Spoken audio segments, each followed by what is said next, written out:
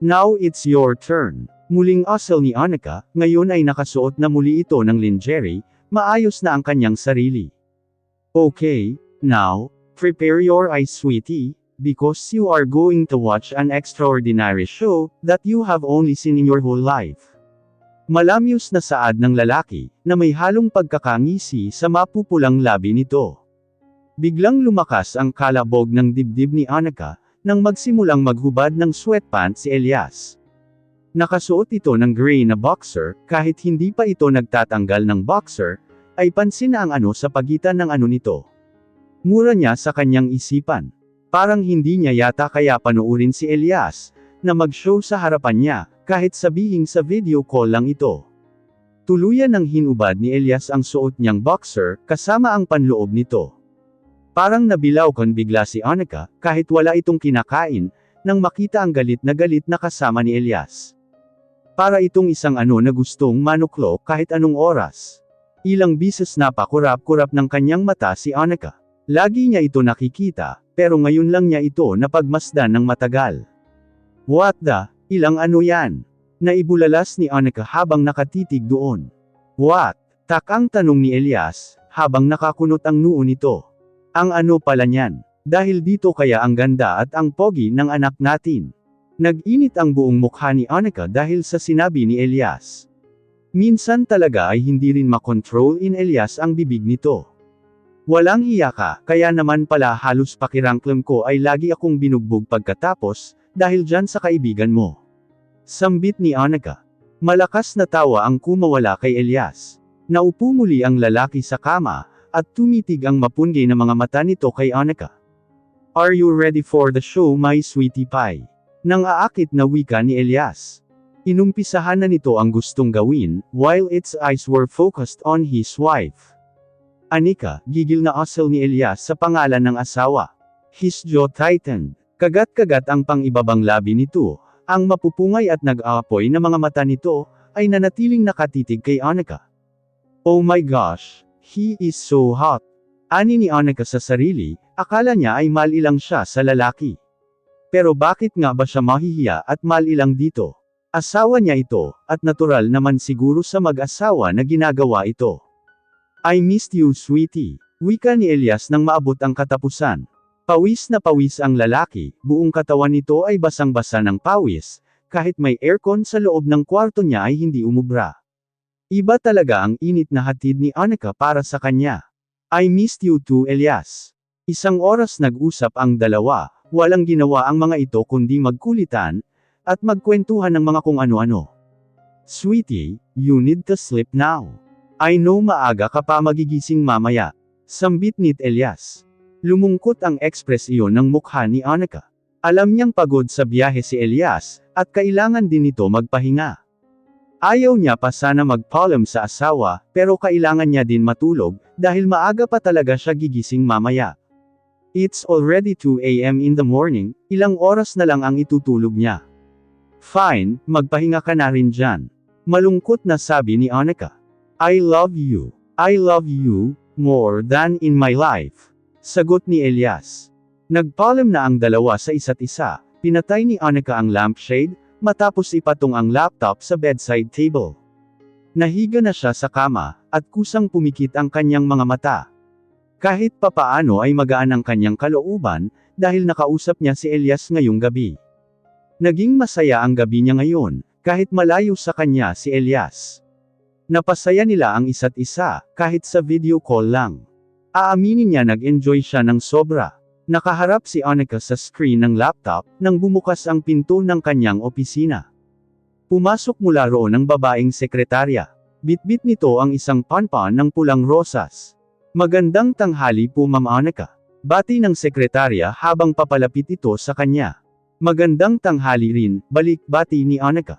Para sa iyo po, mula kay Sir Elias. Nakangiting saad ng dalaga. Mula kay Elias, patanong na sabi ni Annika, habang nakataas ang isang kilay. Yes po madaling araw pa lang kanina, ay tumawag na siya sa akin. Inutos niyang kunin ko ang bulaklak na in-order niya mula sa suki niya, at ibigay ko raw sa iyo.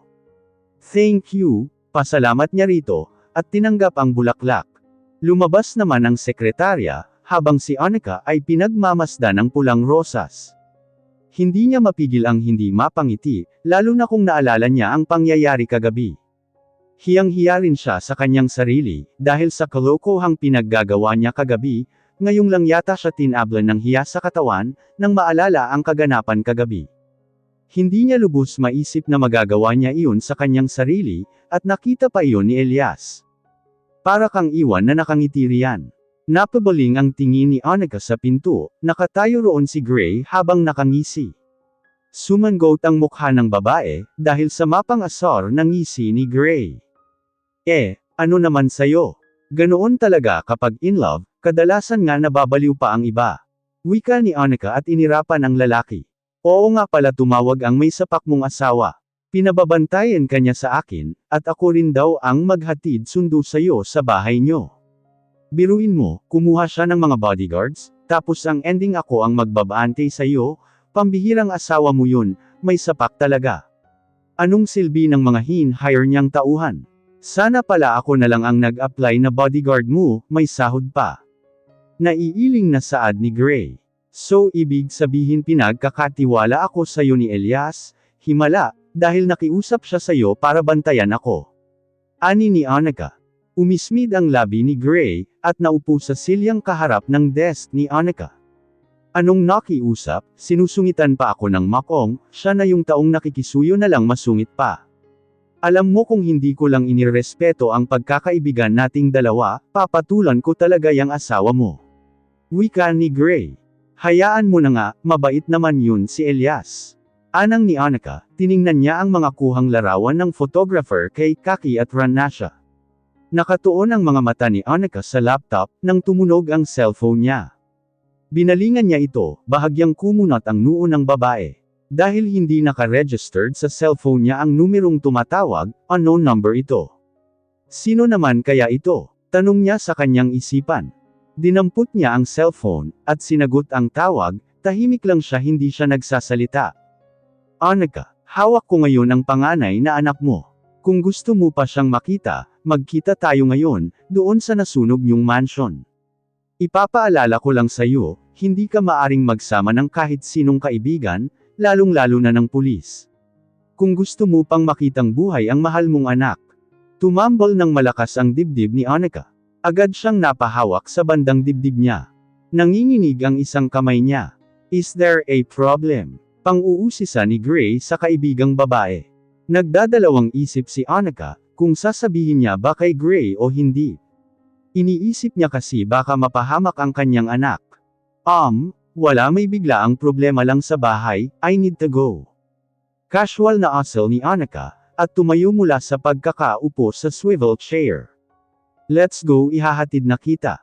No, maagap na sabi ni Annika, pero medyo napalakas ang pagkakasabi nito. Matamang tinitigan ni Gray si Annika, na parang sinusuri ang babae. Are you okay? You look nervous. Ani nito sa babae. Annika. Antag ni Gray sa kaibigan. Matamis na ngumiti si Annika sa lalaking kaibigan.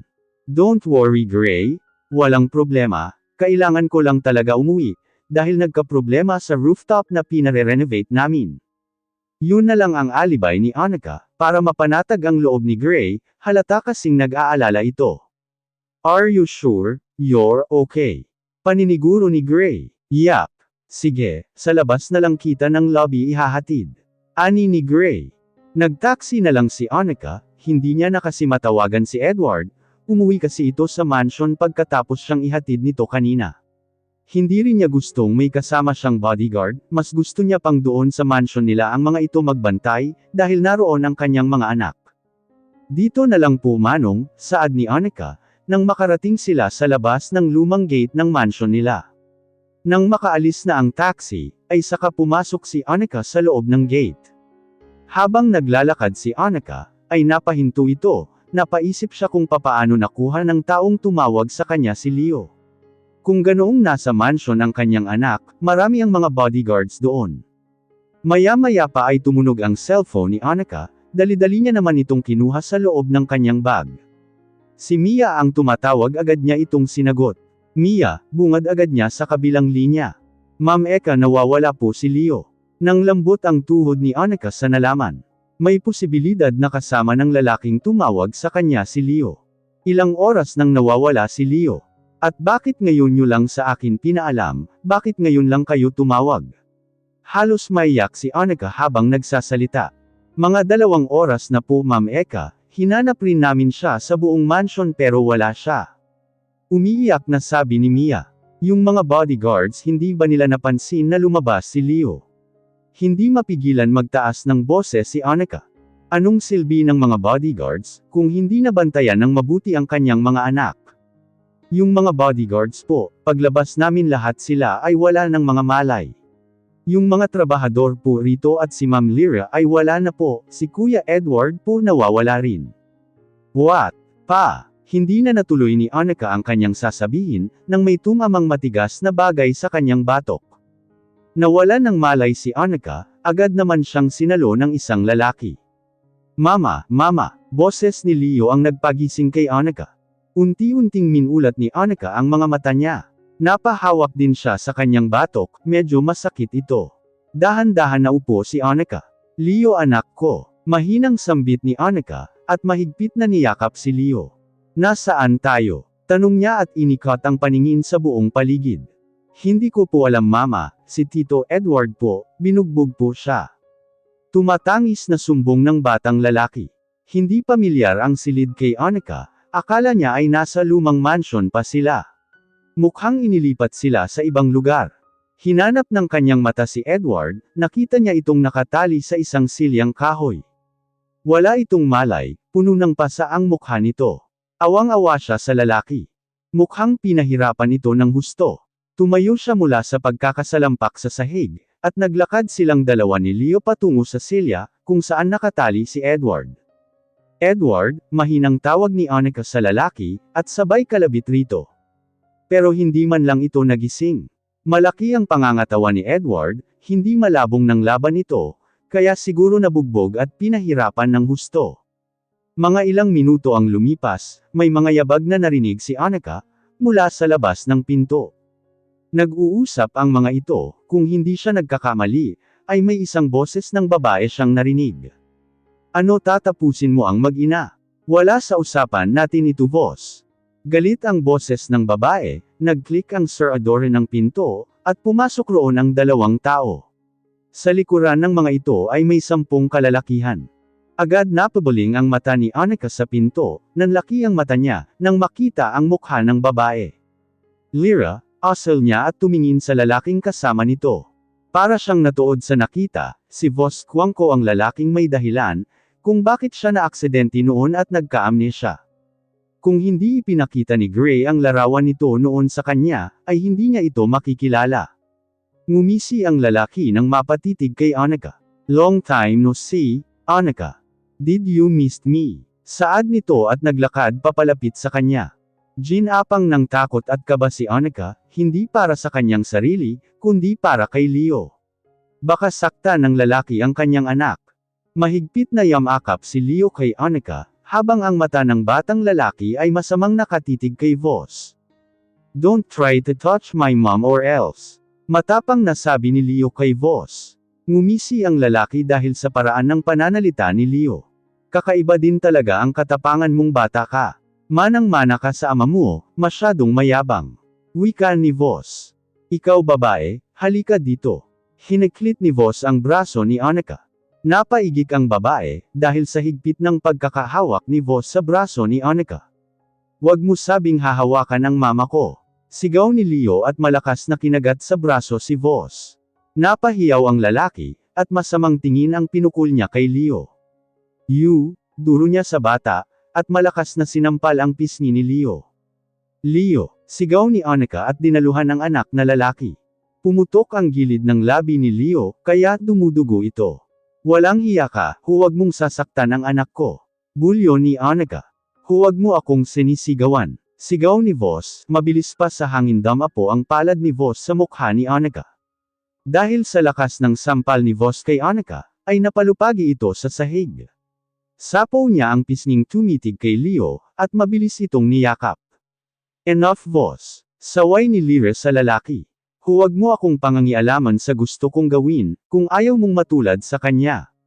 Duro nito sa babae, at umalis kasama ang mga tauhan nito. Si Lyra ay naiwan sa loob ng lumang silid.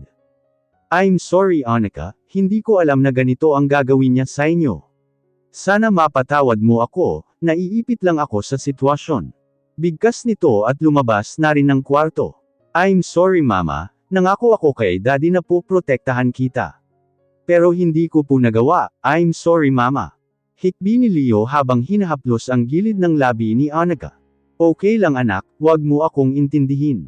Ang importante ay maayos ka. Ilang oras nang paikot-ikot si Annika.sa loob ng lumang silid. Wala man lang siyang makitang kahit maliit na siwang mula sa loob. Ang mga bintana ng silid ay pulos tinakpan ng kahoy. Paano sila makakatakas nito? Hindi sila pwedeng magtagal dito. Leo, nagugutom ka na ba? Anong nararamdaman mo? Masakit ba ang tiyan mo? Tanong ni Annika sa anak. I'm fine mama, huwag ka pong mag-alala sa akin. Bigkas ng bata, pero halatang nagugutom na ito, dahil kumakalam na ang sikmura nito. Tinitiis na lang niya ito, dahil ayaw niya pang mag-alala pa ang kanyang ina. Edward, ano bang nangyari? Tanong ni Annika, dahil nagkamalay na si Edward. Halos hindi maimulat ng kawawang lalaki ang isang mata nito. Dahil sa pasa at sugat na natamo nito. Biglaan ang pangyayari ma'am, nagbabike kami ni Leo sa labas ng mansion.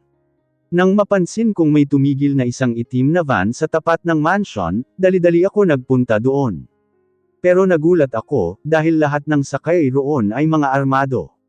Nang laban ako, pero masyado silang marami. Kwento ni Edward. Paano tayo makakatakas dito? Bulong ni Annika. Frustrated na sambit ni Gray, at tinapunan ng masamang tingin ang mga bodyguards. Naririto na rin sa mansion ang mga kaibigan ni Elias. Pati si Ella at Phoenix. Ano na lang ang sasabihin ni Kuya Elias, kapag nalaman niya ito? Gigil na saad ni Ella, habang palakad-lakad sa malawak na sala. Mga wala kayong silbi, sigaw ni Ella sa mga bodyguards. I'm sorry po ma'am, ani ng isang bodyguard. Sorry, sa palagay mo ba maibabalik pa ng sorry mo, kung may mangyayaring masama kay Ate Eka at sa pamangkin ko? Gosh, na-stress ang beauty ko sa inyo. Honey relax okay, mahahanap din natin sila. Gray, hindi ba may tracking device kang ibinigay kay Annika? Tanong ni Phoenix kay Gray. Yeah, pero hindi niya ito suot ngayon. Nakuha ko ang kwintas na ito doon sa kwarto nila ni Elias. Ang tigas talaga ng ulo ng babaeng iyon, ilang beses ko nang pinagsabihan na huwag tatanggalin ang kwintas na ito.